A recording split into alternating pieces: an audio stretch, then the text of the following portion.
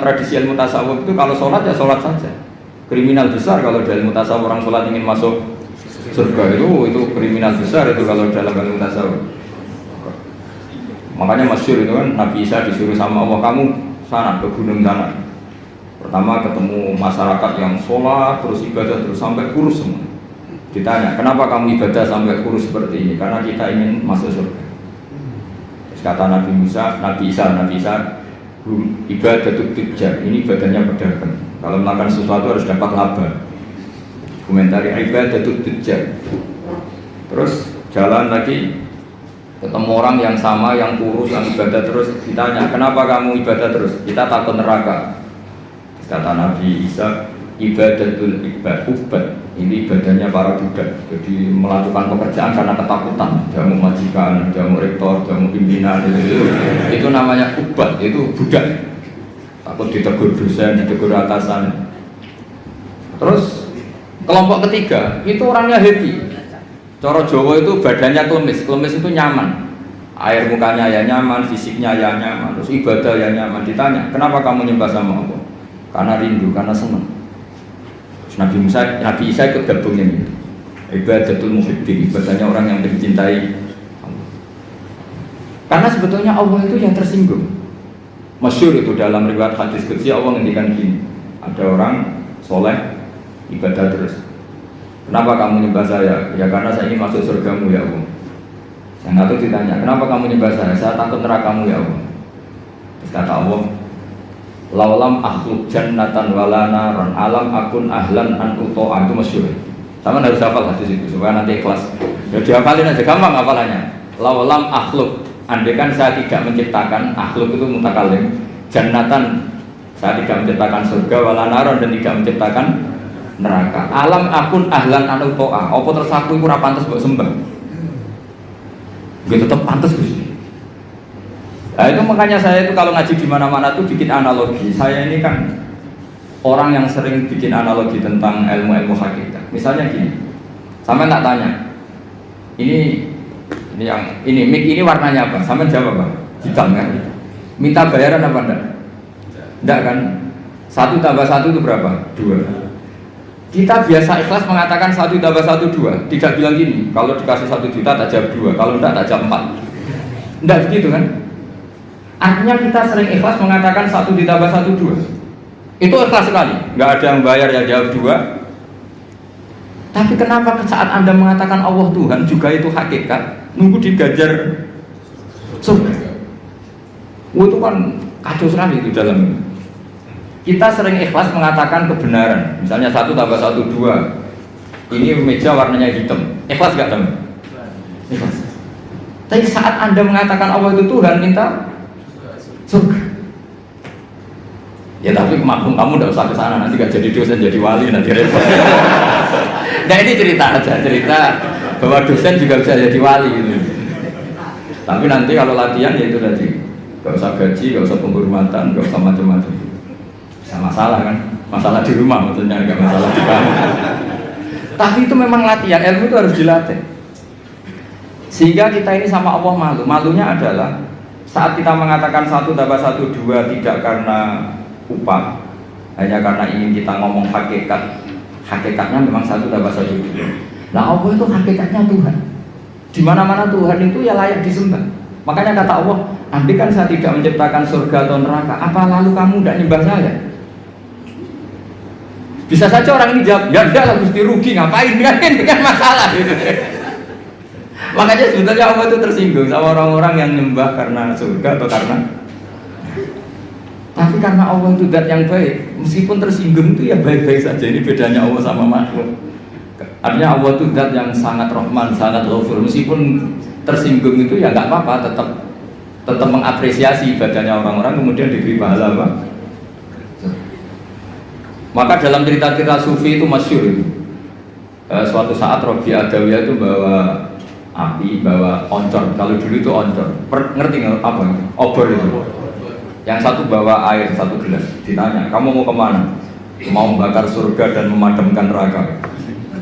Terus kenapa ya? Doanya Robiah yang paling masyhur gitu. Ya Allah, jika saya menyembah Engkau karena ingin masuk surga, haramkan saya selamanya tidak akan masuk surga. Dan jika saya menyembah engkau karena takut neraka, neraka akan saya isi sendiri, tidak usah diisi oleh saya saja. Karena ini sudah ilah dari jatil hakikat. Kalau kita bisa mengatakan 1 tambah 1 2 itu ikhlas tanpa presentasi apapun, kenapa mengatakan Allah Tuhan nunggu digaji surga? Jangan-jangan di hati kita kalau nggak ada surga kita tidak mengatakan Allah itu Tuhan. Jangan-jangan kalau kita tidak jadi dosen UI tidak peduli sama perjalanannya Islam di Indonesia. Jangan-jangan kalau saya nggak dikiaikan di UI saya tidak peduli sama perjalanan Islam di Indonesia. Itu kan lama-lama gitu. Saya senyum karena profesi saya pramugari. Di rumah kan tidak pramugari lagi, maka nggak perlu senyum. Kasihan suaminya tuh. Maka bahaya sekali kalau seperti itu. Dosen di kampus pengajar, di rumah tidak pengajar tapi penghajar. Itu nggak boleh seperti itu. Kalau dosen di kampus harus dosen di rumah. Kalau senyum di pesawat harus senyum di rumah karena senyum itu kebaikan. Kalau di pesawat baik ya di rumah baik. Ngajar itu kebaikan. Kalau di kampus baik ya di rumah. Allah itu Tuhan di mana-mana Tuhan kapanpun sebagai Tuhan. Nah, di sini ini pentingnya ilmu. Makanya di Quran ini kembali lagi ke ulumul Quran. Kalimat fattakun naro itu dengan fattakuni itu banyak fattakuni sebetulnya. Karena kalau fattakuni itu ilmu hakikat, jadi fattaku mongko wedya sira kabeh ning ingsun, kamu takutkan saya, takutlah kepada saya. Ya ulil albab, kalau kamu punya akal. Jadi orang yang punya akal takutnya sama Allah, bukan takut sama neraka. Makanya dalam cerita itu pernah Sayyidina Ali itu di satu masjid, mubalignya atau penceramahnya itu cerita neraka. Serunya bukan main. Neraka itu gini. Memang neraka itu seru betul. Benda dimasukkan neraka itu jatuh sampai Qa'ri Jahannam paling bawah itu nunggu 70 tahun. Bisa dibayangkan kalau kita masuk ke sana itu naiknya kayak apa itu susahnya. Benda yang dimasukkan ke neraka dijatuhkan itu sampai bawah itu nunggu berapa? Bisa kamu bayangkan kedalamannya. Neraka itu menghabiskan meteran berapa? Benda dijatuhkan ke neraka itu sampai bawah nunggu berapa? Wah, enggak apa-apa. Semua cerita neraka sehingga hadirin tuh nangis semua. Sayyidina Ali pas liwat terus si penceramahnya dipanggil. Kamu membuat mereka takut oleh neraka sampai seperti itu.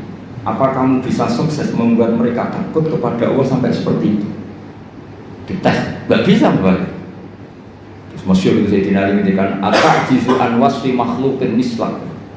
Masa ngadepin neraka saja sesusah itu? Apapun topnya neraka itu makhluk, sesuatu yang diciptakan Allah. Harusnya kamu lebih takut sama Allah. Sehingga semenjak itu dirubah cara ceramahnya dirubah. Jadi tidak, karena tadi itu yang diikuti ulama-ulama tasawuf. Jadi ulama tasawuf itu orang yang mengembalikan pada akal waras. Ya kayak tadi, saya mengatakan ini hitam itu hanya karena apa? Ya memang warnanya hitam. Supaya saya jadi orang waras, kalau hitam ya tak bilangkan hitam, tak katakan hitam. Sama, Allah itu Tuhan. Kapan saja Tuhan, dia sebagai Tuhan. Andai kan tidak menciptakan surga atau neraka, dia tetap sebagai Tuhan. Jadi kesetatusan Tuhan Allah itu tidak menunggu bikin neraka atau surga. Kita ini adalah orang yang sudah peduli sama pendidikan. Kalau diangkat dosen apa enggak, kita tetap ngajar di mana saja, kapan. Senyum adalah kebaikan. Bahwa kamu sedang jadi pegawai bank maupun enggak ya tetap semuanya harus gitu. Peduli sama yatim piatu ya sudah satu kebaikan. Bahwa kita pengurus yayasan apa enggak ya tetap peduli sama yatim. Nah itu ilmu hakikat. Sesuatu itu dikembalikan pada proporsinya. Itu termasuk yang diajarkan Sayyidina Bid'ah Salam. Sehingga kita kalau maknani fattakun naro sama fattakuni wattaquwah, kualitasnya itu tentu tinggi fattaquwah atau fattakuni ya Allah. Karena Allah itu zat yang harus kita sembah, kita puja-puja, kita takuti ya sebagai Tuhan, sebagai Allah. Bukan nunggu karena Allah bikin surga atau neraka. Itu dalam ilmu tasawuf. Tentu kita mungkin kelasnya tidak sampai seperti itu dan tidak perlu seperti itu nanti. Sehingga terus ibadah yang ingin masuk surga itu disebut ibadah tujar. Apa? Ibadahnya para apa? Jadi harus ada untungnya. Jadi Allah berarti mitramu dagang. Itu sopan nggak kira-kira? Ya Allah tak sembah loh, tapi ada syaratnya. Apa? Ya saya harus masukkan ke surga. Kata Allah kalau nyembahnya tidak benar tak kurangi. Ternyata poin kamu tak. Ya, nanti kan jadi panjang apa? Makanya masyhur itu ada guyonan, ini guyonan sufi tapi nyata. Ada orang nggak pernah maksiat, nggak pernah apa-apa itu. Toat terus nggak pernah maksiat, masuk surga. Ditanya, kenapa kamu masuk surga? Karena saya tidak pernah maksiat terus ditoat terus. Ya oke, kamu di surga. Umur kamu berapa? 80 tahun. Oke, kamu di surga 80 tahun. Protes orangnya. Ya Allah, ibadah saya katanya surga itu selamanya. Kenapa 80 tahun? Kan kata kamu masuk surganya karena amal kamu kan. Kamu amalnya hanya 80 tahun, ya surganya 80 tahun. Yang abadi itu fadl saya, anugerah saya. Akhirnya ya sudah Gusti, saya masuk surga karena fadl kamu, karena tidak jadi sudah karena kamu.